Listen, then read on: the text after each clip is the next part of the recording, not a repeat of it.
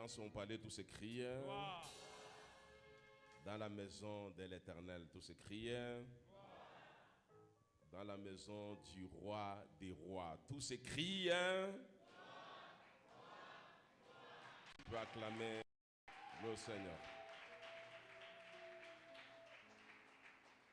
Éternel notre Dieu, nous te bénissons, nous te disons merci. Merci pour ce moment merveilleux, le moment de la parole. Seigneur, nous avons encore besoin de toi. Nous avons besoin de ton assistance, de ta présence, oh Dieu. Nous avons encore besoin de ton onction. Seigneur, manifeste-toi. Manifeste-toi pendant ce moment de la parole, oh Dieu. Seigneur, nous t'avons célébré, nous t'avons loué, nous t'avons adoré. Nous avons chanté à ton honneur, à ta gloire. Nous avons dansé dans ta présence, oh Dieu. Seigneur, merci. Le moment est arrivé où nous voulons t'entendre parler. Toi, tu nous dis, il y a un temps pour tout, un temps pour toutes les choses sous les cieux. Il y a un temps pour te célébrer. Il y a aussi un temps pour écouter ta parole. Le moment est arrivé où nous voulons, Seigneur, écouter ta parole. Seigneur, tu nous dis que ta parole est comparable à la pluie et peut jamais, Seigneur, notre Dieu, tomber sans avoir fertilisé le sol. Sans avoir germé, Seigneur, faire germer, Seigneur, le plante. Seigneur, fertilise nos cœurs ce matin, oh Dieu. Permets que ta parole, Seigneur, qui sortira ce matin de la bouche de ton serviteur, puisse croître, Seigneur, notre Dieu. Que ta parole puisse nous transformer, que ta parole puisse nous édifier, que ta parole puisse nous consoler, que ta parole puisse nous guérir. Bénis, Seigneur, l'homme de Dieu qui va nous parler encore ce matin. Bénis, Seigneur, toute l'assemblée des saints. Que le Saint-Esprit soit avec nous, qui nous aide à communiquer ta pensée ce matin avec facilité, avec aisance. Seigneur, je voudrais tout simplement disparaître. Seigneur, manifeste-toi toi-même au milieu de ton peuple pour lui parler, oh Dieu.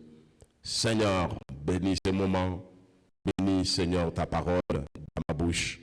Seigneur, ouvre notre entendement spirituel. Permets que la parole de ce matin puisse réellement rencontrer une cible et que ta parole puisse porter beaucoup de fruits.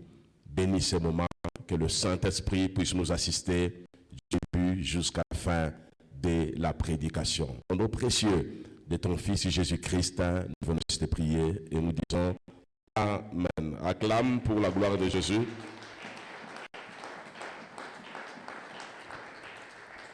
Tu n'as pas encore acclamé, tu as acclamé pour moi, acclame pour Jésus. Pendant que tu acclames pour Jésus, tu vas te tenir debout.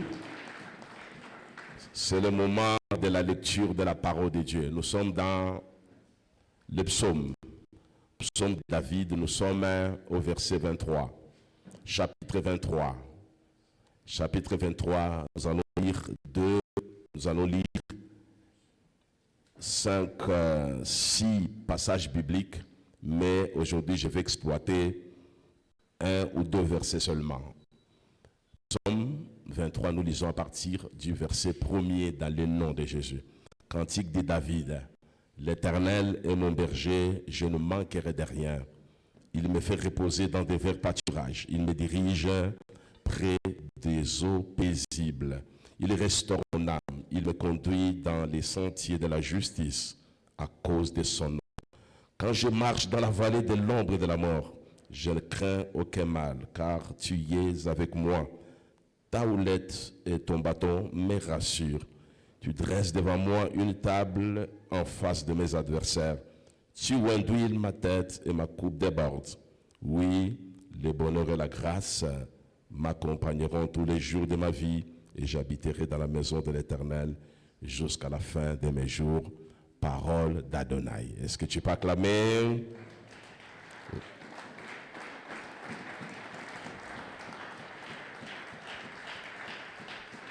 Tu vas répéter après moi, l'Éternel est mon berger, je ne manquerai de rien.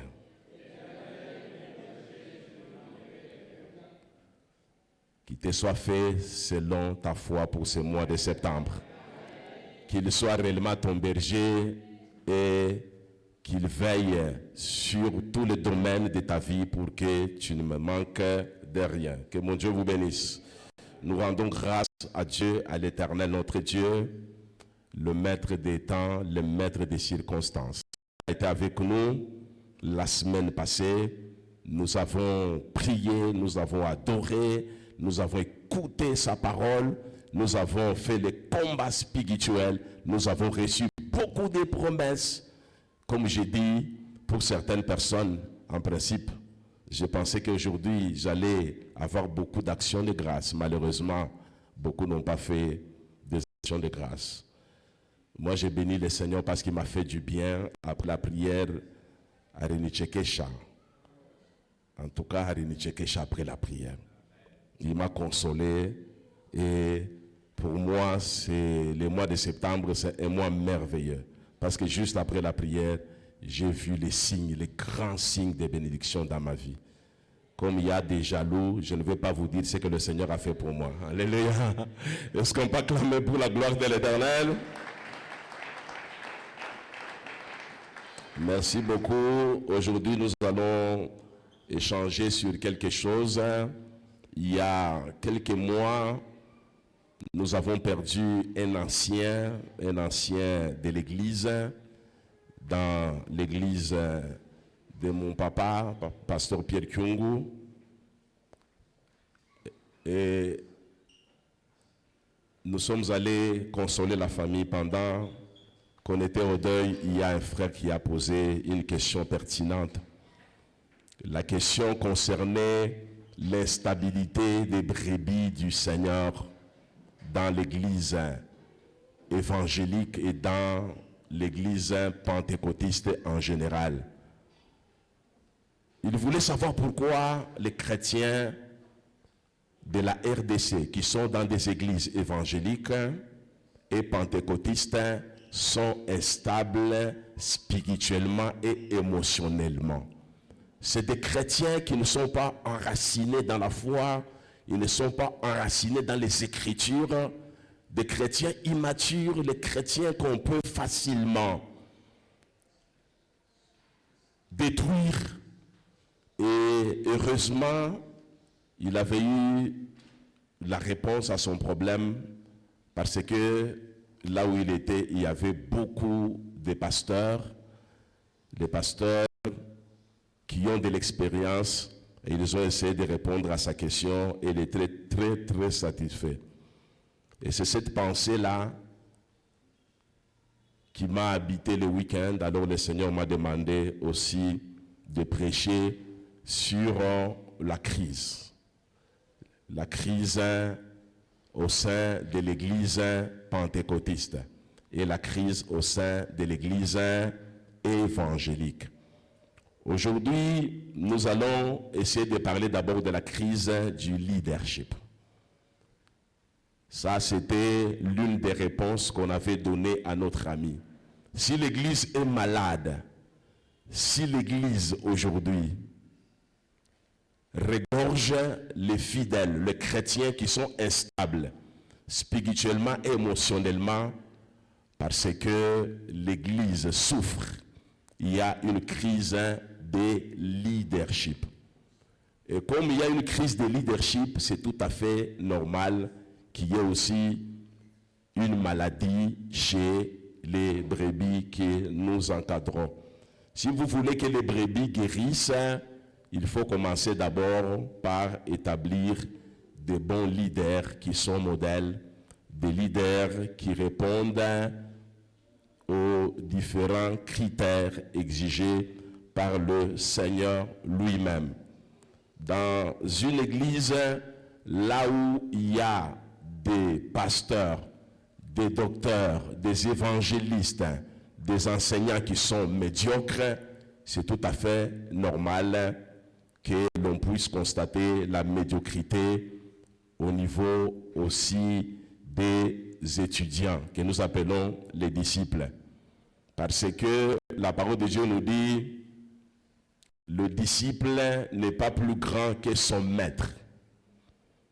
Mais le disciple accompli, il est approximativement comme son maître. Ça veut dire quoi? Si le disciple a un bon maître, après la formation auprès de ce maître-là, le disciple va monter de niveau et il va ressembler à son maître. Mais si son maître est médiocre, il sera aussi approximativement médiocre comme son maître. Parce que le maître, on dit, il y a un adage de ce monde qui dit que la plus belle femme du monde n'offre que ce qu'elle a. Si le maître est excellent, il va offrir le meilleur de lui-même. Si le maître est médiocre, il va offrir la médiocrité. Donc, la qualité de l'élève, la qualité du disciple est déterminée par la qualité de son maître. Si son maître est meilleur, c'est tout à fait normal que le maître puisse produire des fidèles ou des disciples qui sont aussi meilleurs. L'inverse aussi est vrai. Donc, vous allez constater que dans la maison de Dieu, les gens ont difficile à ouvrir les cieux pour recevoir des bénédictions parce que beaucoup sont passés à l'école de la médiocrité. Et lorsqu'on passe à l'école de la médiocrité, il est difficile de posséder les clés pour ouvrir les portes du ciel. Tout au long de la semaine passée, nous avons parlé des clés pour ouvrir les portes du ciel. Et c'est à l'église, là où on vous introduit dans le domaine de la révélation, pour recevoir les clés pouvant vous permettre d'ouvrir les portes du ciel. Ou les clés pour garder le ciel ouvert. Nous avons donné la différence entre ouvrir le ciel et garder le ciel ouvert. Beaucoup, ils reçoivent généralement une clé pour ouvrir le ciel dans un domaine et ça s'arrête là. Or, le vœu de notre Seigneur, le Seigneur voudrait que l'Église reçoive des clés pour garder le ciel ouvert. Vous avez des clés, vous avez la possibilité d'ouvrir tous les domaines de votre vie. Vous avez besoin de la santé, vous avez les clés, vous pouvez ouvrir la porte de la santé. Vous avez besoin du mariage, vous avez la clé, vous pouvez ouvrir la porte du mariage. Vous avez besoin des finances, Dieu vous donne la clé pour ouvrir la porte des finances. Malheureusement, au niveau de l'Église, beaucoup ne possèdent pas les clés nécessaires pour ouvrir toutes les portes Yamumaï Shayabo. Et le problème, c'est quoi? Le problème, c'est parce qu'ils n'ont jamais reçu des bons leaders pour qu'ils apprennent à recevoir des clés pour ouvrir toutes les portes des bénédictions. Que mon Dieu vous bénisse. Aujourd'hui, nous allons parler du leadership spirituel. Je vous ai dit la fois passée que l'Église, c'est le projet de Dieu. L'Église, en tant que projet de Dieu, il y a des choses merveilleuses que le Seigneur a prévues dans le cadre de l'Église. La première des choses, c'est de vous préparer à aller au ciel pour vivre éternellement dans la présence du Seigneur. C'est ça le cadeau le plus précieux que le Seigneur vous donne. Même si vous n'êtes pas béni matériellement, financièrement, abondamment sur la terre, mais l'Église a reçu la clé de vous préparer pour la vie éternelle. Vous serez dans la présence du Seigneur 24 heures sur 24 et vous serez heureux pour toujours. En dehors de ça, le Seigneur veut bien que vous puissiez aussi réussir à tous égards pendant que vous êtes sur la terre. Que vous puissiez réussir dans le domaine financier, dans le domaine du mariage, dans le domaine de la maternité, dans le domaine professionnel, dans les affaires, dans les études. Le Seigneur veut bien que tous les membres de l'Église puissent entrer dans la prospérité à tous égards.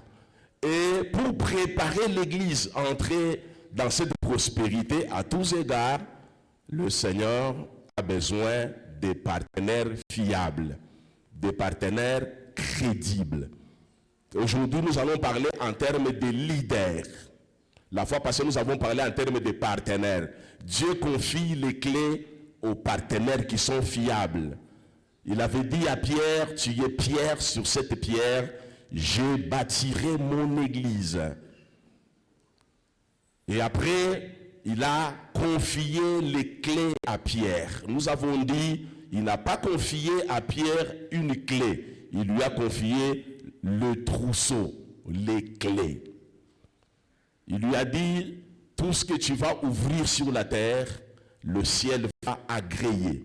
Et tout ce que tu vas fermer, le ciel va aussi agréer. Il avait donné un pouvoir énorme, un pouvoir exorbitant à Pierre pour ouvrir toutes les portes du royaume. Et aujourd'hui, nous allons parler en termes de leadership. Donc Dieu, pour exécuter son projet dans le cadre de l'Église, pour bénir les gens à l'Église, il a besoin de leaders. Alors le Seigneur veut te sélectionner pour que tu sois aussi leader, capable d'aider les gens à recevoir les clés, un leader qui doit aussi recevoir les clés, le trousseau. Et pour comprendre ce que nous allons dire aujourd'hui, nous allons parler d'abord du roi David, celui qui a écrit ces psaumes. C'est lui notre modèle du leadership. Si tu comprends comment David a évolué avec son Dieu, tu pourras facilement te positionner pour permettre au Seigneur aussi de t'enregistrer et de te mettre dans le lot des grands leaders qu'il est en train de préparer pour exécuter son projet dans le cadre de l'Église. Donc aujourd'hui, nous avons un seul point. On va parler du leadership spirituel. Mais commençons d'abord par David. J'ai parlé de la présentation du David. David, c'était un homme intègre, un homme puissant, un homme expérimenté qui avait eu les privilèges de diriger une grande nation. Nous l'appelons le deuxième souverain d'Israël. Il a eu la grâce de diriger une grande nation, la nation d'Israël. Après le roi qui a été rejeté, le roi Saül, c'est David qui avait été choisi par le Seigneur comme deuxième souverain de la nation d'Israël. David n'a pas été choisi par hasard. Il est passé par les étapes, par la préparation, par la formation. Voilà pourquoi Dieu l'avait choisi pour recevoir les clés. Le vœu de mon cœur ce matin, que Dieu te fasse passer aussi par une formation spécialisée pour que tu sois à même de recevoir aussi les clés pour participer au grand projet de Dieu. Il était un homme humble, David, un homme très courageux, un homme déterminé et prêt à affronter les obstacles dans la vie. Dieu ne peut jamais donner le trousseau de clés à quelqu'un qui est orgueilleux. La fois passée, j'ai parlé de l'orgueil. Quelqu'un qui est orgueilleux, c'est quelqu'un qui n'est pas éligible au leadership. Si David a eu la grâce de recevoir la clé de la royauté, c'est parce que c'était un homme humble. Il était aussi courageux. J'ai toujours défini le mot courage comme la capacité d'affronter les choses difficiles. Un courageux, il ne recule pas. Même lorsqu'il y a des obstacles, un courageux, c'est un fonceur. Un courageux, il entreprend des choses difficiles. Un courageux ne fuit pas devant des difficultés.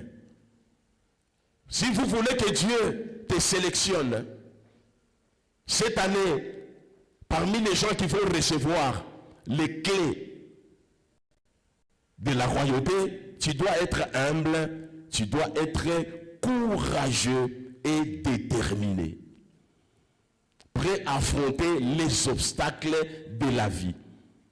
Les chrétiens, généralement, ils reculent devant les obstacles. Ils ont tendance à reculer devant les épreuves. David, pendant qu'il était en brousse, il n'a pas reculé. Il a vu l'ours, il a affronté l'ours. Il a vu le lion qui voulait dévorer les animaux, il n'a pas reculé devant le lion. Devant Goliath, pendant que tout le monde fouillait Goliath, pendant que tout le monde tremblait devant Goliath, David l'a affronté. C'était un homme humble, mais un homme courageux, déterminé, prêt à affronter les difficultés. C'était un homme des cas difficiles. Là où tout le monde pouvait avoir peur, David, lui, n'avait pas peur. David, c'est quelqu'un qui a connu des intempéries de la montagne. C'était un homme de montagne, il était habitué au froid, il était habitué à la chaleur de la brousse, il était habitué aux intempéries. Dans la brousse, vous avez des insectes, vous avez des choses bizarres, vous êtes exposé à l'air libre, vous êtes exposé au vent. Et David, on lui avait confié la charge de gérer les troupeaux de la famille. Et il est resté presque seul en brousse et il a affronté toutes ces intempéries de la montagne. Et il a exercé son métier de berger avec compétence, avec assiduité. Et devant Goliath, lorsqu'on voulait le décourager, il a donné même un témoignage au roi. Il a dit, là, en brousse, j'étais très courageux. J'ai résisté même devant l'ours, même devant les lions. J'étais assidu à mon travail. Je faisais mon travail, mon job, avec compétence, avec autorité. David, c'est un homme qui était brisé. J'aime l'humilité de David. Devant le Seigneur, il se considérait comme une brebis. Donc la brebis, c'est un symbole de la soumission, symbole de l'obéissance, symbole de l'humilité. Il reconnaît que l'Éternel est son berger. Donc, il était humble. C'est-à-dire, devant Dieu, il est obéissant. Devant Dieu, il est doux. Devant Dieu, il est humble. Devant Dieu, il est soumis. C'est ça la caractéristique d'une brebis. Une brebis devant son maître. La brebis est obéissante. La brebis se soumet facilement. La brebis fait allégeance à son maître. Donc ça, c'est une qualité morale qu'on retrouve chez David. Alors le Seigneur veut bien que nous puissions aussi revêtir ces qualités morales. Donc c'est quelqu'un qui avait de l'expertise, qui avait de l'expérience. Et lorsque nous lisons l'histoire de David, la conclusion que je me suis faite, c'est que David, c'est quelqu'un qui avait beaucoup de qualités. La première qualité, il avait la qualité morale. Quelqu'un qui est doux, quelqu'un qui est sobre, quelqu'un qui sait s'humilier devant Dieu, c'est quelqu'un qui a de la qualité morale. David, c'est quelqu'un qui a un très bon témoignage. Donc, l'une des caractéristiques exigées pour un vrai leader, c'est la qualité morale.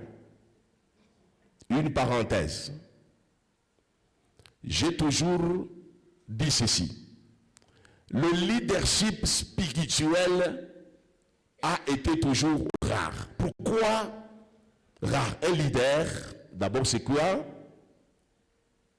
Un leader, c'est quelqu'un que Dieu choisit pour gérer. Pas pour gérer, mais quelqu'un qui peut aussi mettre en place des structures. Quelqu'un qui est capable d'organiser la structure. Quelqu'un qui est capable de transformer la structure. Donc, il y a une différence entre un leader et un gestionnaire. Ça, c'est une parenthèse pour vous aider à comprendre d'abord la notion du leadership. La fois passée, j'ai parlé juste du partenaire. Peut-être beaucoup de gens ne m'ont pas compris. Voilà pourquoi aujourd'hui, j'ai voulu introduire dans la notion du ciel qui doit rester ouvert la notion du leadership. Un gestionnaire, c'est qui? Un gestionnaire, c'est quelqu'un qui gère une affaire qui existe déjà au quotidien. Donc, il y a des pasteurs qui sont gestionnaires. Nous ouvrons une paroisse, nous faisons l'évangélisation, on construit les bâtiments, on achète le banc, on achète les synthés mixeurs, on met à la disposition du pasteur. On demande au pasteur de gérer les brebis. Maintenant, pour comprendre si le pasteur, en plus d'être gestionnaire, il est leader, il faut vérifier si au bout de quelques années, il y a eu une transformation dans sa paroisse.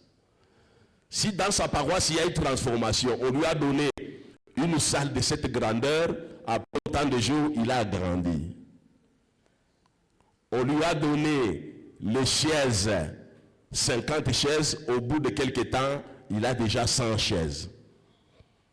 On lui a donné un mixeur de 12 pistes, au bout de 2 ans, il a maintenant un mixeur de 16 ou de 24 pistes. C'est-à-dire, il doit être à même de modifier certaines structures, de s'adapter à certaines réalités sur le terrain. Mais généralement, au niveau de l'église, nous avons des gestionnaires de l'église, nous n'avons pas de leaders. Pourquoi nous n'avons pas les leaders? Parce que le leadership spirituel est rare à cause de ses exigences. Être leader dans une entreprise commerciale, dans une entreprise industrielle, dans une entreprise agricole, c'est facile que d'être leader dans une entreprise spirituelle comme l'église. Pourquoi? Parce qu'un leader au niveau de l'église doit avoir beaucoup de qualités. La première qualité, il doit avoir la qualité morale. Voilà pourquoi on vous dit, si quelqu'un aspire à la fonction d'évêque, il doit être mari d'une seule femme, par exemple. Alléluia. C'est une qualité morale. Mais dans une société industrielle, vous pouvez avoir plusieurs femmes. Si vous êtes compétent, vous dirigez. Dans la politique, vous pouvez avoir plusieurs femmes. Si vous êtes compétent, vous dirigez. Dans une société commerciale, vous pouvez être polygame. Ce qui compte pour eux, c'est la compétence. Mais dans une entreprise spirituelle comme l'église, déjà, on vous donne de restrictions. On dit mari d'une seule femme doit avoir un très bon témoignage. Il doit être modéré. Il doit être sobre. Il doit avoir une bonne éducation. Ses enfants aussi doivent avoir une très bonne éducation. Il doit connaître les Écritures. Il ne doit pas être un nouveau converti. Vous voyez, c'est beaucoup de restrictions à la fois. Ça fait que pour avoir des leaders dans l'église, ça devient très compliqué.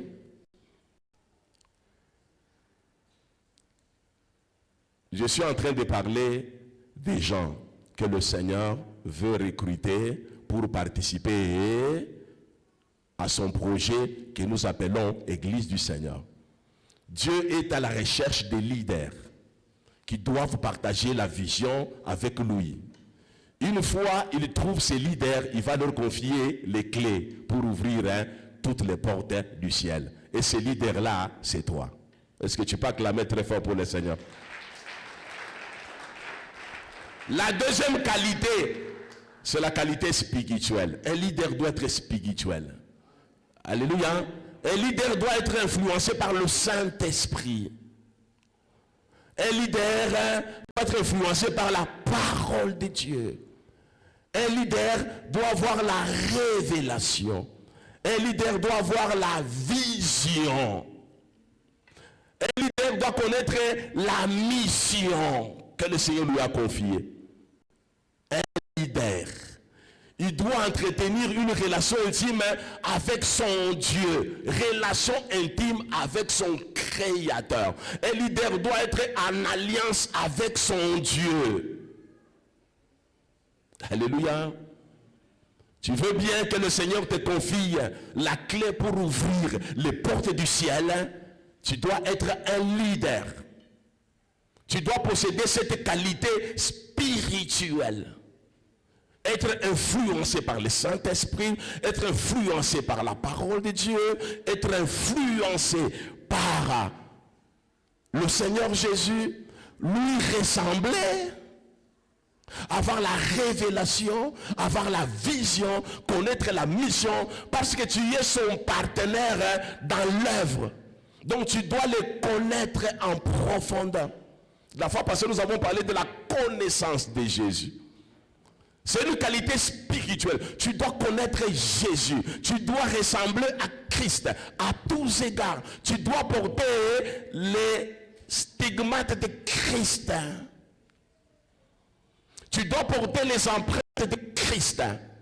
Donc tu dois avoir la qualité spirituelle. Or, au niveau d'une entreprise industrielle, on ne va pas vous demander d'entretenir quand même une relation profonde avec le Seigneur. D'être influencé par le Saint-Esprit, non. On va juste voir si vous êtes ingénieur, c'est dans un mining, vous êtes compétent, tout ça, dans ces choses de mine là, on peut vous confier la fonction de leadership dans un mining. Mais dans une entreprise spirituelle que nous appelons l'église, non, ce n'est pas le cas. Il faut être comme David, quelqu'un qui entrait dans l'intimité avec son Dieu. Il vivait de manière constante dans l'intimité avec son Dieu. Troisième qualité, il faut avoir des compétences intellectuelles. Pourquoi? Parce que un leader spirituel, c'est un encadreur. Un encadreur doit connaître. Je vous ai parlé tantôt du disciple accompli qui est comme son maître. Donc un leader spirituel dans l'église, c'est un maître. C'est un rabbi. Un rabbi doit avoir la connaissance profonde. Donc en Israël, on ne pouvait jamais permettre à quelqu'un qui n'est pas maître, qui n'est pas rabbi d'enseigner dans une synagogue. Impossible. Ça ne pouvait même pas. Et j'aime l'église catholique. On ne peut pas confier la prédication à quelqu'un qui n'est pas maître, qui n'est pas passé au séminaire, à l'école de prêtre. Non, impossible. Pourquoi? Parce que c'est lui qui enseigne le leader. Il doit avoir des qualités intellectuelles. Il doit connaître ce qu'il est en train de communiquer aux autres.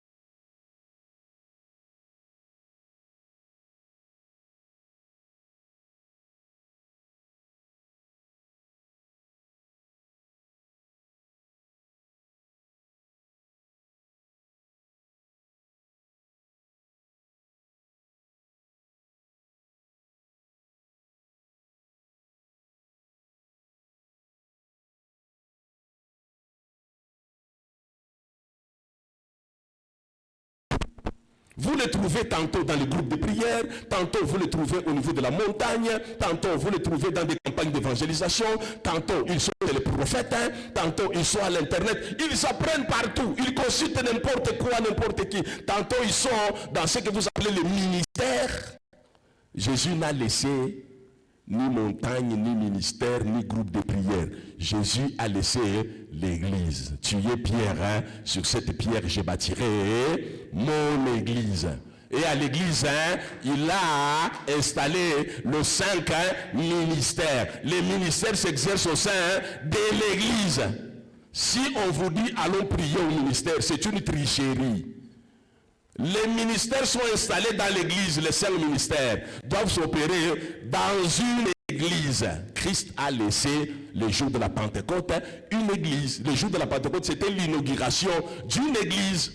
Et non l'inauguration d'un groupe de prière. Et non l'inauguration d'une prière à la montagne. Et non l'inauguration d'une prière dans le ministère. Non. Le problème c'est quoi? Le problème c'est parce qu'aujourd'hui, nous avons des gens qui sont appelés leaders, qui n'ont pas des compétences intellectuelles. Ils n'ont jamais été formés. Alors ils sont en train de communiquer aux brebis du Seigneur du n'importe quoi. Et ça crée de l'indigestion spirituelle. Ça crée de l'instabilité dans la tête. Dieu veut bien exécuter son projet dans le cadre de l'église. Il a besoin des gens qui connaissent les choses. La Bible, c'est toute une forêt. Il y a beaucoup de choses dans la Bible. Et si vous n'avez pas eu la chance de passer à l'école de la Bible pour apprendre, vous risquez de déformer les gens. Dans la Bible, il y a l'histoire biblique. Dans la Bible, il y a la géographie liée aux événements. Dans la Bible, il y a la notion de l'anthropologie. Dans la Bible, il y a la notion de la philosophie. Dans la Bible, il y a la notion de la politique. David, c'était un politicien. Un roi, c'est un politicien. Dans la Bible, il y a la notion théologique. Dans la Bible, il y a la notion sociologique. Dans la Bible, il y a beaucoup de notions qu'il faut connaître. Voilà pourquoi on ne peut pas confier cette mission-là de préparer les âmes du Seigneur à des gens qui ne sont pas passés par la formation. Est-ce qu'on peut acclamer?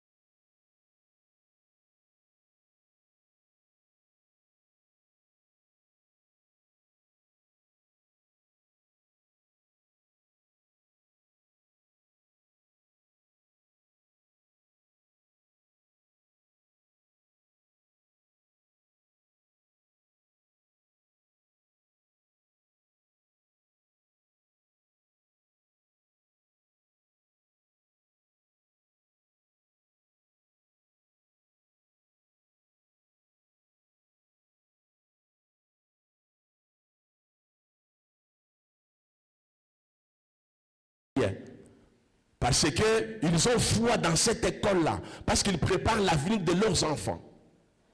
Et lorsque les enfants tombent malades, les parents évangéliques et pentecôtistes, ils cherchent la meilleure formation médicale pour le soin de leurs enfants. Parce qu'ils connaissent l'adage qui dit que la santé n'a pas de prix. On peut dépenser $200, $300 pour les soins appropriés. Pourquoi? Parce que la santé n'a pas de prix. S'il faut dépenser même $500, il dépense. S'il faut même aller en Afrique du Sud, s'il faut aller en Inde, on achète les visas, on achète les billets d'avion, on paye les séjours pour la santé. Mais ce qui est bizarre, c'est quoi? Lorsqu'il s'agit de la vie éternelle, la plupart des chrétiens ne savent pas choisir une bonne école ou une bonne formation hospitalière pour préparer la vie éternelle. Ça, c'est un peu bizarre. L'Église est comparable à une formation hospitalière pour la guérison de l'âme. L'Église est comparable à une meilleure école de formation professionnelle. Donc, c'est votre formation qui fera que vous puissiez facilement entrer dans la présence de Dieu pour comprendre davantage les choses de Dieu et recevoir ce dont vous avez besoin. Mais les chrétiens, généralement, ils ignorent ça. Pour eux, l'église, bon, toujours, donc l'église, donc c'est juste pour recevoir quelque chose en rapport avec le besoin du moment. Donc la notion de la vie éternelle, ça n'intéresse personne. Là, c'est pas bon. J'ai parlé des qualités intellectuelles. Quatrième qualité, l'expérience professionnelle. Les meilleurs ministres, ce sont ceux-là qui ont une expérience professionnelle. Les meilleurs PDG des entreprises, on doit recruter parmi les gens qui ont une expérience professionnelle. Le meilleur médecin, c'est parmi ceux-là qui ont une expérience professionnelle. Le meilleur chef, ils ont une expérience professionnelle. Même pour avoir une promotion, on doit tenir compte de votre expérience professionnelle. Donc, vous voulez être leader à la maison de Dieu, vous devez présenter à Dieu votre expérience professionnelle. Il y a les gens qui ont déjà fait longtemps dans l'église du Seigneur, mais ils n'ont aucune expérience professionnelle avec Dieu. Ils se comportent encore comme des petits enfants. Alors, le Seigneur a difficile. Il y a confier de grandes responsabilités. Ils ont quelqu'un vous dira, moi j'ai 20 ans dans les choses de Dieu. J'ai 15 ans dans les choses de Dieu. J'ai 10 ans dans les choses de Dieu. Mais lorsque tu regardes comment il se comporte dans les choses de Dieu, aucune expérience avec Dieu. Donc il est comme un bébé. Même sur le plan du comportement, il se comporte comme un bébé. Même si on lui demandait de prier, quelqu'un qui a fait 10 ans, tu lui demandes de prier, quand il commence à prier, donc vous vous dites finalement, c'est son sosie qui a prié ou bien c'est lui qui a prié. Alléluia. L'expérience professionnelle. Cinquième qualité, la capacité d'influencer les autres. Le leadership, c'est la capacité d'influencer les autres. Dieu veut vous donner une clé pour que tu sois à mesure d'influencer aussi les autres. D'aller gagner les autres. De former aussi les autres pour qu'ils soient des leaders comme vous. D'aider les autres aussi à s'améliorer comme vous. D'aider les autres à s'adapter aux situations difficiles comme vous. D'aider les autres à bien courir dans le marathon de la foi comme vous. Donc vous devez avoir cette capacité d'influencer les autres, positivement, pas négativement. Mais généralement, l'église, nous avons des gens, lorsque quelqu'un se plaint de quelque chose, au lieu de l'influencer positivement, comme lui, il l'enfonce encore davantage. Alléluia. Donc nous n'avons pas de leader capable d'encadrer les autres. Il va dans la visite. À un certain moment, Dieu m'avait donné des leaders qui travaillaient au niveau de l'évangélisation. Lorsqu'ils visitaient les maisons des gens, comme toujours, on trouve des problèmes. J'entre dans la maison du diacre Mike, je rencontre le diacre Mike. Diacre Mike commence à se plaindre au sujet de l'église, ou au sujet du frère Emmanuel. Au lieu de réconcilier Mike avec Emmanuel, moi, j'influence encore davantage négativement Mike pour l'opposer davantage à Emmanuel. Comment voulez-vous que Dieu puisse vous donner la clé du royaume si, du point de vue mental, du point de vue caractère, vous vous comportez encore comme un petit enfant? Et finalement, j'avais suspendu ce département-là. On m'a qualifié de méchant, de dictateur. Pour moi, c'était une façon de protéger les brebis du Seigneur. Tu es leader déjà lorsque tu es dans l'évangélisation. Tu entres dans la maison de Dieu. C'est pour apporter la paix, c'est pour apporter la consolation, c'est pour apporter la joie. Tu n'es pas évangéliste, tu n'es pas gagneur d'âme pour aller apporter encore des problèmes. Vous trouvez quelqu'un avec des problèmes, il ne faut pas encore en ajouter d'autres. Il faut apporter la consolation. Il faut influencer cette famille-là positivement. Frère, pourquoi tu ne viens plus à l'église? Oh, je ne viens plus à l'église parce que j'ai un problème avec le frère Hugues. Ces jours-là, le frère Hugues a fait ceci, il a fait cela. Tu vas le réconforter pour dire, non, il faut le pardonner. La parole de Dieu nous demande de pardonner sans cesse. Est-ce que tu as vu le frère Hugues pour lui demander pourquoi il agit comme ça? Le frère te dira, non, je n'ai même pas envie de le voir. Pour moi, c'est un démon. Il faut lui dire, non, c'est ton frère. Même s'il a agi comme cela, il faut le pardonner. Donc, il faut avoir le ministère de la réconciliation au lieu d'aller détruire encore les âmes du Seigneur. Oh, c'est ce que nous constatons dans l'église de Dieu. Au lieu de participer au projet de Dieu pour la bénédiction de l'église, nous, on participe au projet du diable pour détruire l'église de Dieu. Les gens se sont retrouvés au niveau de la montagne. Pourquoi? Parce qu'on les a blessés à l'église. Et les membres de l'église, au lieu de guérir quelqu'un qui est blessé, ils l'ont encore blessé davantage. Alors la personne préfère quitter l'église pour aller dans un ministère, pour aller dans un groupe de prière, pour aller chez un prophète. Le problème, ce n'est pas la brebis. Le problème, ce sont les dirigeants, les leaders, qui ne jouent pas leur rôle dans l'église de Dieu. Voilà pourquoi la fois passée, je vous ai dit, le Seigneur est à la recherche de vrais partenaires. Ces vrais partenaires, ce sont de vrais leaders. Et pour agir de manière correcte, de manière efficace, de manière à influencer positivement les gens, tu dois avoir les différentes qualités que nous avons énumérées ici. Si vous n'avez pas ces qualités-là, mais ça fait un problème. Vous risquez de détruire davantage l'église du Seigneur. Est-ce qu'on peut acclamer très fort pour la gloire de Jésus?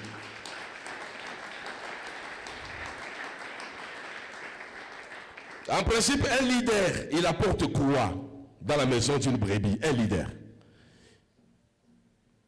La parole de Dieu nous dit, un leader, c'est un berger. 23 nous dit, l'Éternel mon berger, je ne manquerai de rien, il me fait reposer dans les verts pâturages. Il me dirige près des eaux paisibles. Donc une brebis a besoin du vert pâturage. Une brebis a besoin de l'eau paisible. Alléluia. Dieu a besoin dans l'église des leaders qui doivent apporter de l'eau paisible, pas de l'eau trouble. Dieu te prépare pour exercer une fonction de leadership. Dieu se prépare pour te donner les clés du royaume. L'église, c'est la manifestation visible du royaume de Dieu. La gestion même des âmes, c'est une responsabilité confiée au leader. Lorsque tu entres dans la maison d'une brebis, lorsque tu es en face d'une brebis, il faut lui apporter la paix. Il faut lui apporter l'eau paisible. L'eau, c'est l'image de la parole de Dieu. Il faut le consoler par une bonne parole. Apporter la consolation dans la maison de quelqu'un qui est affligé. Quelqu'un a un problème. Apporte la consolation à travers la parole de Dieu. C'est ça le rôle d'un berger. Aujourd'hui, nous-mêmes, nous avons détruit. Nous, pasteurs, nous détruisons même les brebis du haut de la chair. J'ai un problème avec le pasteur Gamaliel. Je vais régler des comptes du haut de la chair à pasteur Gamaliel.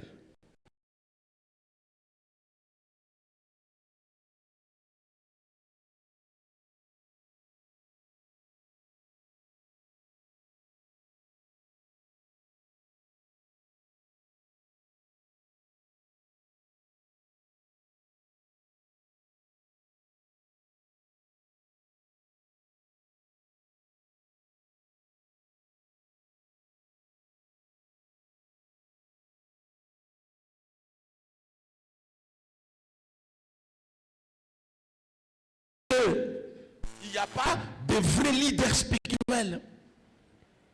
Il n'y a pas de qualités exigées. Les qualités morales, il n'y a pas.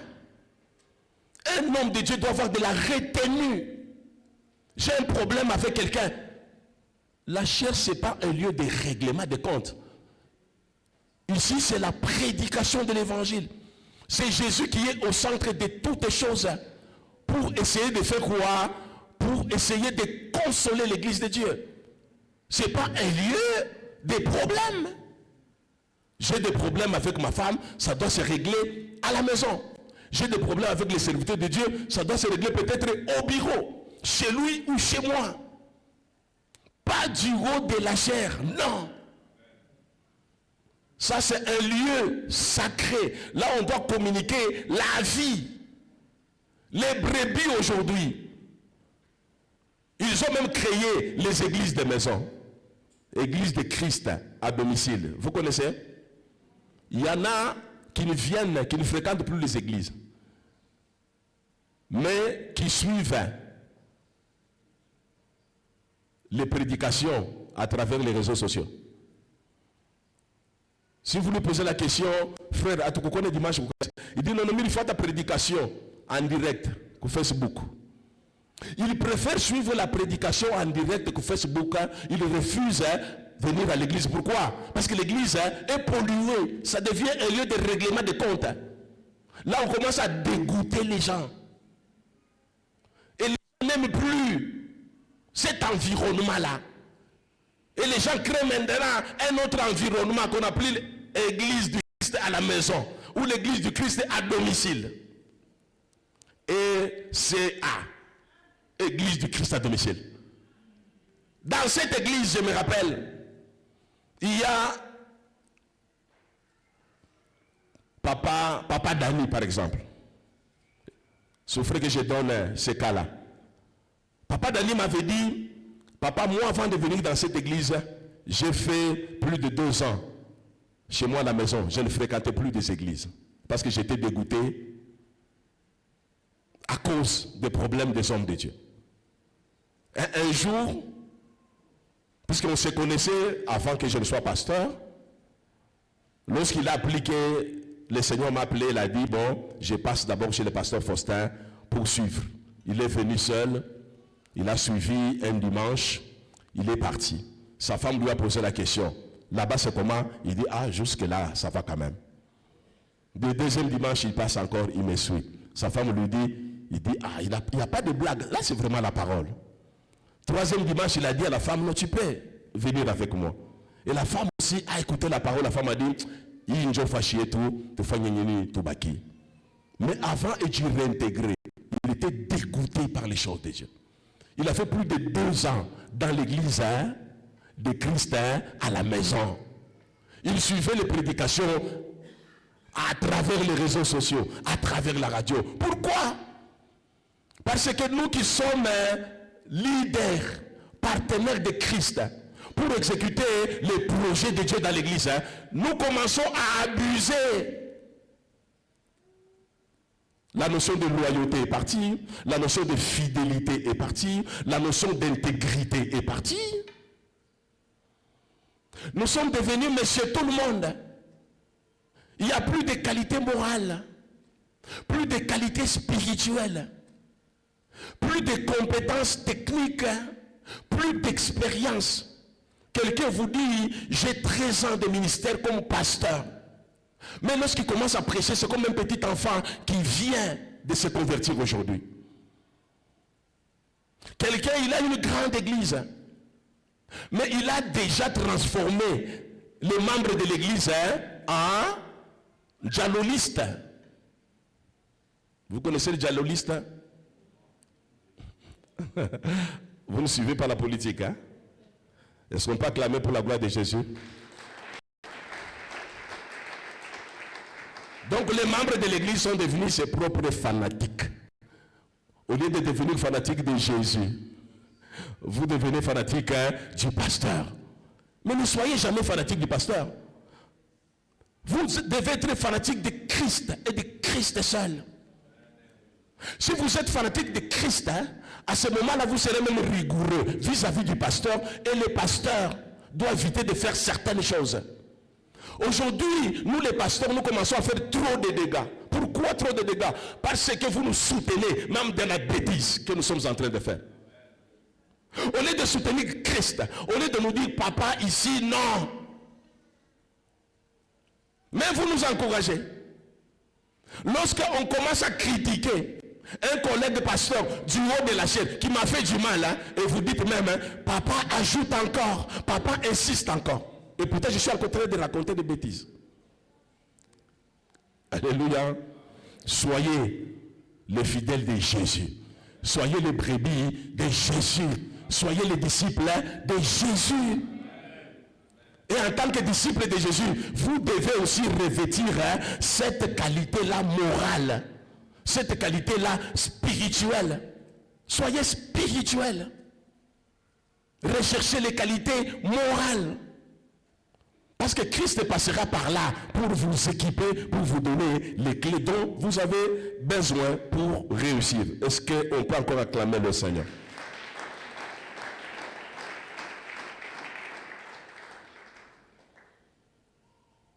Une véritable, pas brebis, un véritable berger ou leader, j'ai dit tout à l'heure, il doit entretenir non pas une bonne relation avec le Seigneur, mais il doit entretenir une bonne relation aussi avec les brebis.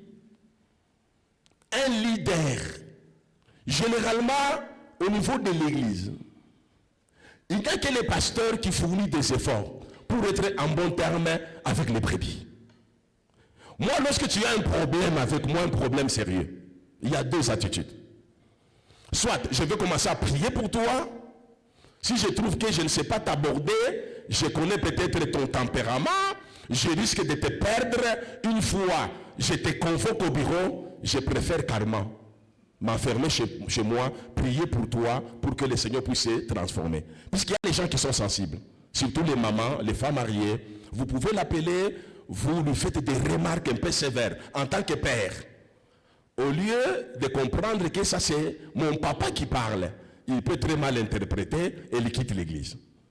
Alors devant cette sensibilité-là, le premier réflexe, la première méthode consiste tout simplement à prier. Seigneur, c'est toi qui m'as donné cette brebis-là. Moi, je ne la connaissais même pas comme brebis.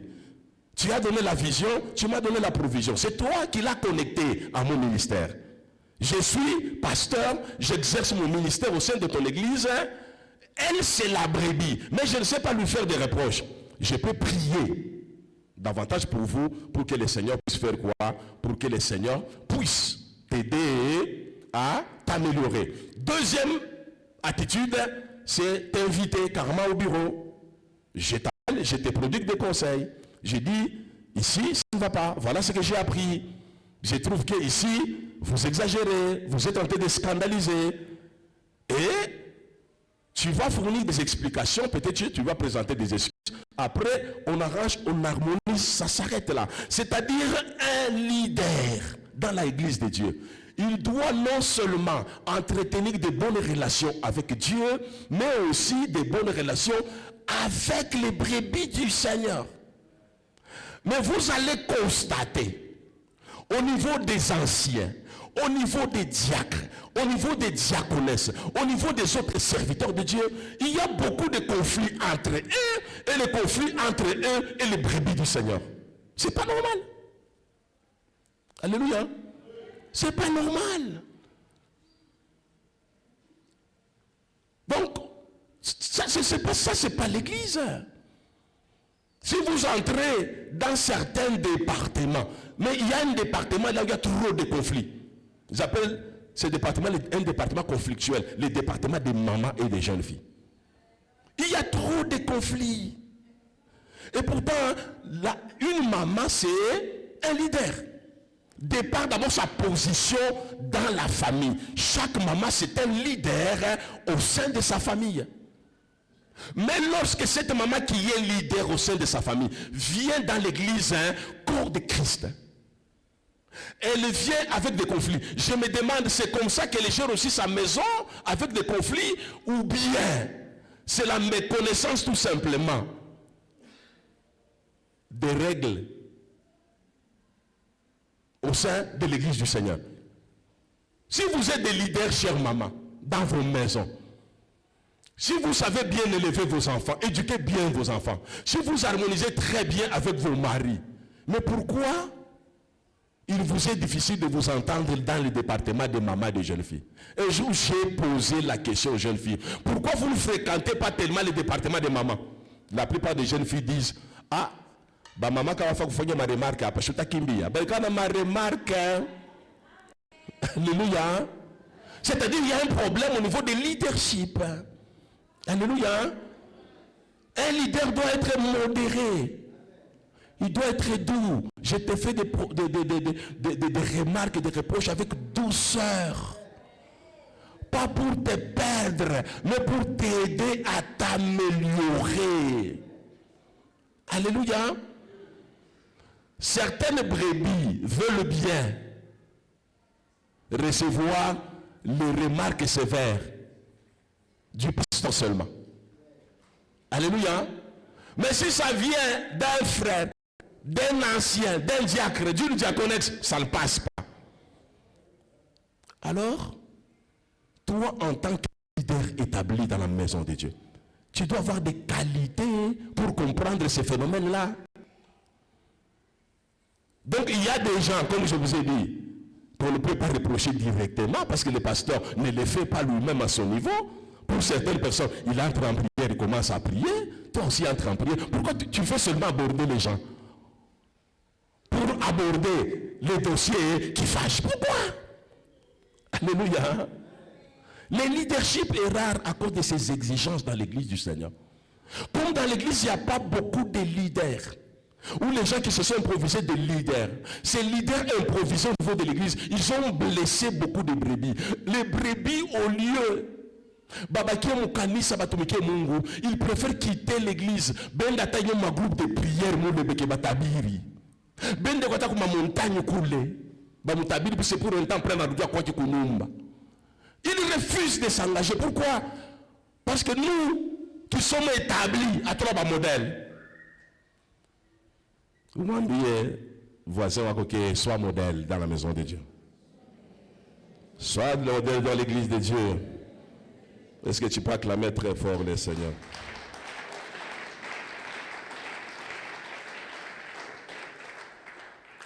Le Seigneur veut bien exécuter son projet à travers l'église.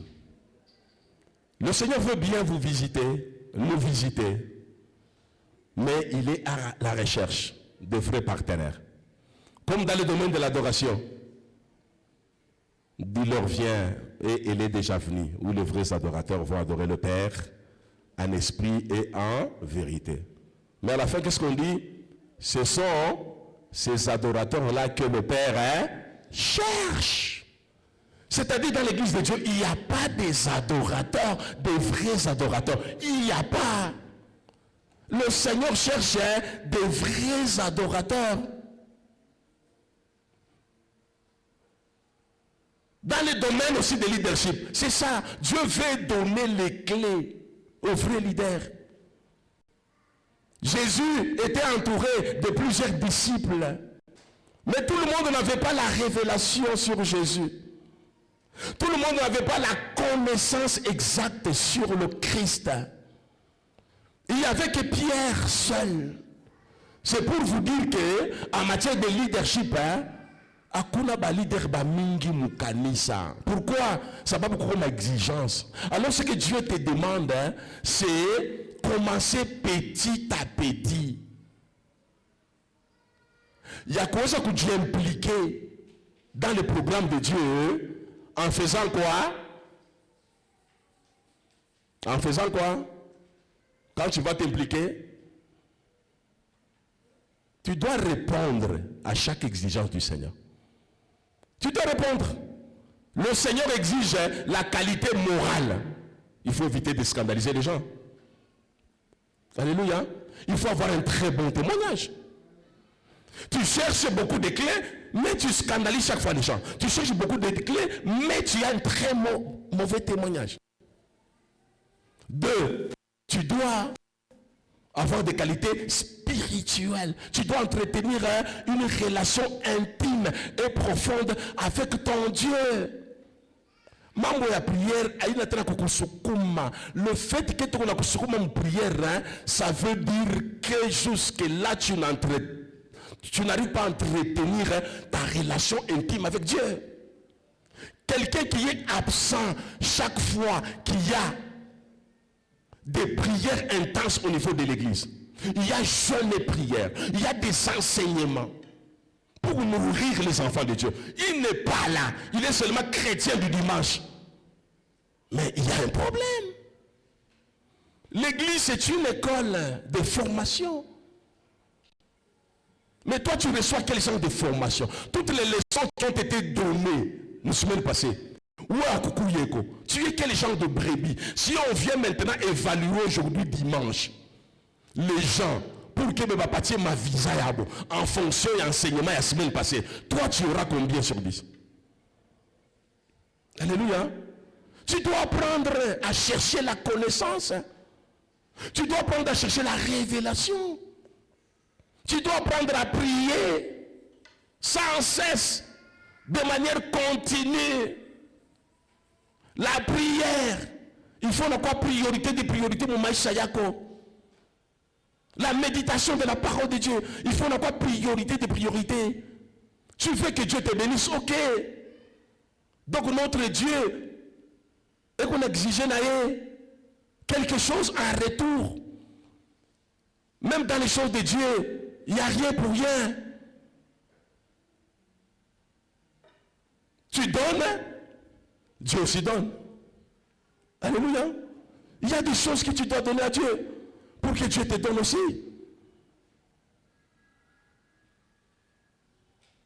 Si tu oublies de faire certaines choses, Dieu va t'oublier aussi. Prier ne suffit pas. Quelqu'un qui prie mais qui n'est pas en intimité avec Dieu ne reçoit rien.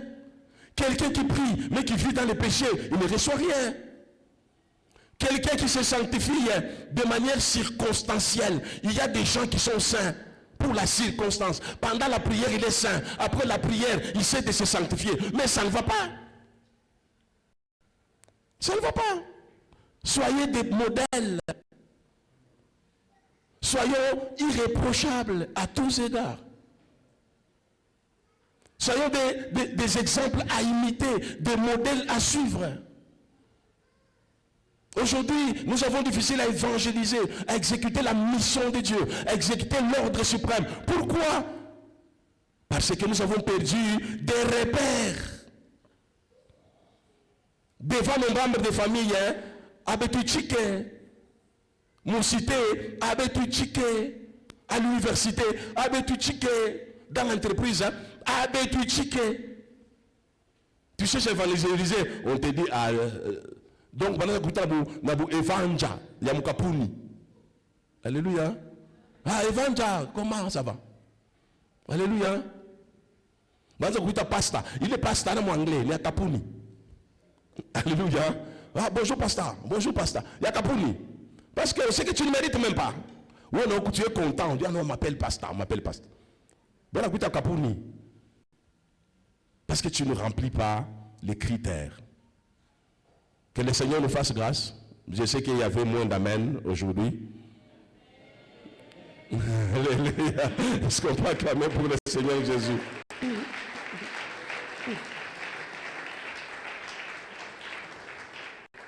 Moi, je suis enseignant, je ne suis pas un exhortateur. Il y a une différence entre enseigner et exhorter. J'aime beaucoup plus enseigner et non exhorter. Dans l'exhortation, il y a l'encouragement. Dans l'exhortation, il y a aussi la consolation. Mais dans l'enseignement, il y a la profondeur. C'est l'enseignement qui doit vous aider à être stable. Et si on ne vous enseigne pas des choses qui vous interpellent, vous risquez vous aussi un jour de quitter l'église pour aller aussi chercher Dieu à la montagne. Et pourtant, le Seigneur, lorsqu'il a rencontré la femme samaritaine, il lui a dit, ce moment-là est révolu d'aller chercher Dieu à la montagne. C'est Dieu-là que vous cherchez, n'est plus à la montagne. C'est Dieu-là que vous cherchez, n'est plus dans le groupe de prière.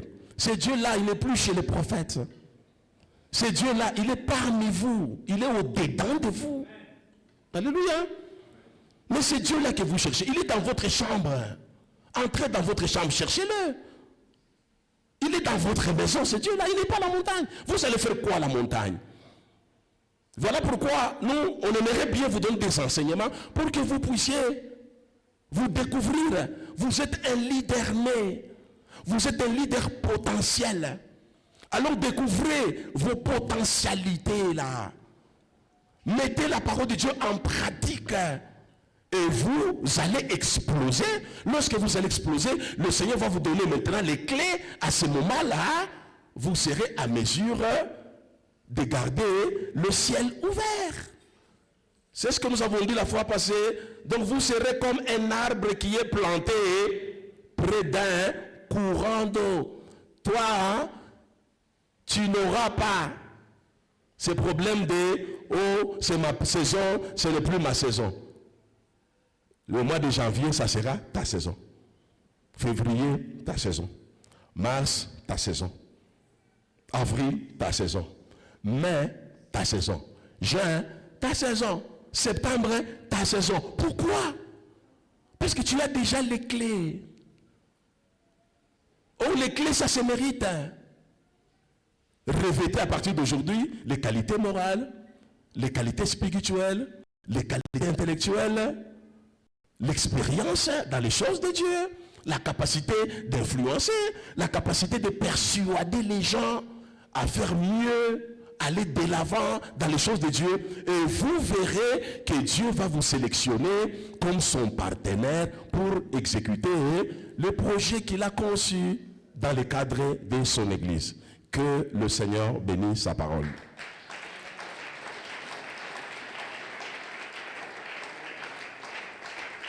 Nous allons nous incliner en prière. Tu vas dire, Seigneur, sélectionne-moi, j'ai besoin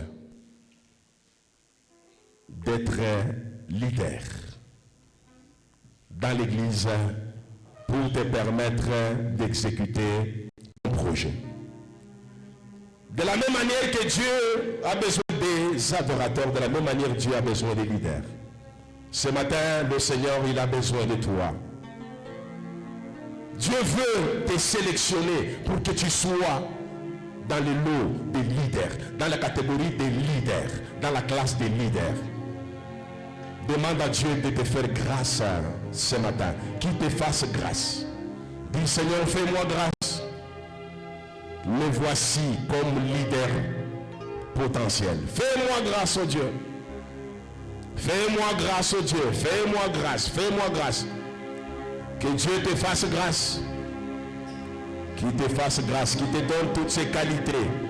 Qualités morales, qualités spirituelles. Qu'il te donne des compétences. Tu dois avoir une expérience avec Jésus. Que Dieu te fasse grâce. Que Dieu te fasse grâce. Qu'il te fasse grâce. Qu'il te fasse grâce. Tu as besoin de la grâce de Dieu. Que Dieu te choisisse aussi ce matin. Que Dieu te choisisse. Que Dieu te choisisse. Que Dieu te fasse grâce. Que Dieu te fasse grâce ce matin. Que Dieu te fasse grâce. Que Dieu te fasse grâce. Que Dieu te fasse grâce. Au nom puissant de Jésus. Au nom puissant de Jésus. Au nom puissant de Jésus. Au nom puissant de Jésus. Au nom puissant de Jésus. Que Dieu te fasse grâce. Que Dieu te fasse grâce. Au nom puissant de Jésus. Au nom puissant de Jésus. Tu vas demander à Dieu de te donner aussi les clés. Tu as besoin des clés. Tu as besoin du trousseau. La parole de Dieu nous dit, depuis le temps de Jean-Baptiste, jusqu'à présent, le royaume des cieux est forcé. Il faut user de la violence pour y entrer. Donc tu as besoin des clés pour ouvrir, parce que le royaume est forcé. Si tu n'as pas les clés, tu ne peux pas accéder aux bénédictions du royaume. Dans le royaume de Dieu, il y a la santé, il y a le bonheur, il y a la grâce, il y a la promotion, il y a l'argent. Il y a tout ce dont nous avons besoin. Mais pour accéder au royaume, tu as besoin des clés. Pour évangéliser, gagner les âmes, tu as besoin des clés. Les clés du royaume. Pour amener les gens à la repentance, tu as besoin des clés. Pour amener les gens à renoncer à la médiocrité, pour une vie du leader, tu as besoin des clés. L'évangile que nous prêchons, c'est une clé qui transforme les âmes. Si Dieu ne te donne pas les clés, tu vas prêcher. Les âmes ne seront pas transformées parce que tu n'as pas ce mandat-là, tu n'as pas cette autorité-là de prêcher l'évangile pour que les âmes viennent à Christ. Demandez les clés. Demandez les clés. Que Dieu vous donne les clés. Dans le mariage, que Dieu vous donne les clés. Dans le travail, que Dieu vous donne les clés. Dans le ministère, que Dieu vous donne les clés. Prions dans le nom de Jésus. Seigneur, donne-nous les clés, oh Dieu, les clés, oh Dieu. Les clés, Seigneur, les clés, Jésus, les clés. Seigneur, donne-nous les clés du royaume. Donne-nous les clés du royaume, les clés du royaume, les clés du royaume, oh Dieu. Donne-nous les clés du royaume, les clés du royaume, les clés du royaume. Donne-moi les clés, Jésus, les clés. Les clés, oh Dieu, les clés. Les clés, les clés, les clés. Les clés, yes.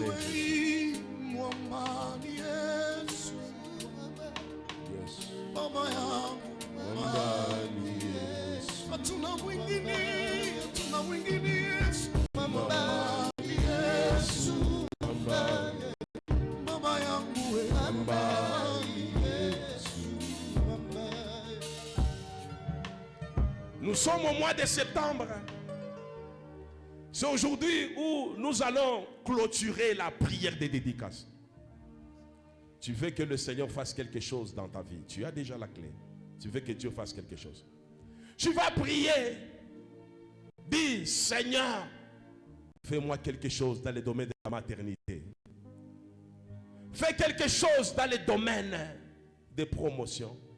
Fais quelque chose dans mes affaires. Fais quelque chose dans mon mariage. Tu as besoin que Dieu te fasse quelque chose. Voilà pourquoi tu as prié toute la semaine. Voilà pourquoi tu clôtures aujourd'hui ta prière. Que Dieu te fasse du bien ce matin dans le nom puissant de Jésus. La parole de Dieu te dit que tout ce que tu demanderas en priant par la foi, le Seigneur va te l'accorder. C'est à toi de prier avec foi. Tu veux quoi? Il y a des choses qui te résistent. Ce matin, tu as reçu la clé. Tu veux que Dieu te fasse quoi? Toi-même utilise la clé. Commence à ouvrir maintenant cette porte-là qui était fermée. La porte est restée fermée depuis janvier jusqu'à août. Dieu veut que tu l'ouvres toi-même ce matin. Commence à ouvrir cette porte-là qui était fermée. Ouvre cette porte-là. Ouvre la porte de la santé. Ouvre la porte du mariage. Ouvre la porte du voyage. Ouvre la porte de la promotion. Tu dois ouvrir la porte.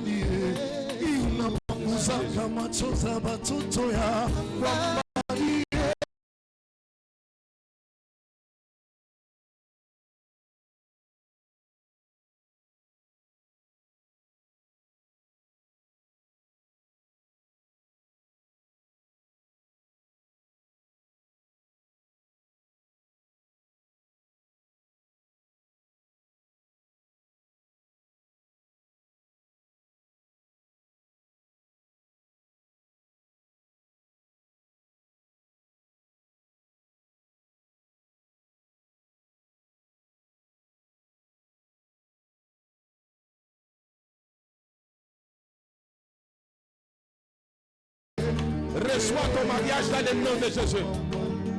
Reçois ta santé dans le nom de Jésus. Reçois ton titre de voyage dans le nom de Jésus. Reçois ton visa dans le nom de Jésus.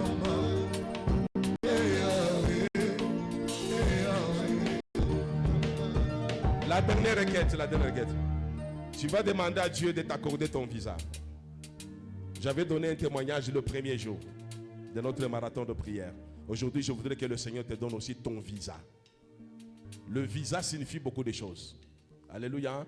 C'est une autorisation de voyager dans un pays étranger pour aller découvrir des bonnes choses, des nouvelles choses. Que Dieu te donne le visa. Tu veux que Dieu te donne le visa dans quel domaine? On a pas de visa, mon domaine il y a kaji. On a pas de visa, mon domaine il y a ndoa. Akupate visa, mon domaine, il y a richesse. Akupate visa, mon domaine, kani. Prie, dis Seigneur, donne-moi mon visa ce matin. Je ne sortirai pas de ces lieux sans visa. Seigneur, donne-moi le visa. Commence à prier, demande que le ciel s'ouvre pour que ton visa atterrisse entre tes mains dans le nom de Jésus. Demande ton visa, demande ton visa. Arrache ton visa, arrache ton visa. Arrache ton visa. Tu dois recevoir ton visa ce matin dans le nom de Jésus. Tu dois recevoir ton visa. Tu dois recevoir ton visa dans le nom de Jésus. Reçois ton visa. Reçois ton visa. Oh, Jésus veut te faire du bien. Jésus veut te faire du bien. Oh, reçois la grâce de Dieu. La grâce est là. La grâce est là. Le panier est en train de circuler. Le panier circule pour toi. Reçois ton visa dans le nom de Jésus. Reçois ton visa dans le nom de Jésus. Merci Jésus. Merci Jésus. Merci Jésus. Merci Jésus. Merci Jésus. Merci Jésus. Merci pour mon visa, Jésus. Merci pour mon visa. Merci pour mon visa.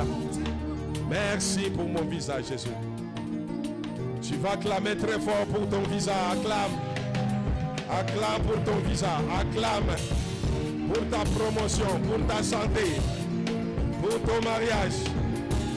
Que le Seigneur te bénisse. Acclame encore très fort pour le Seigneur.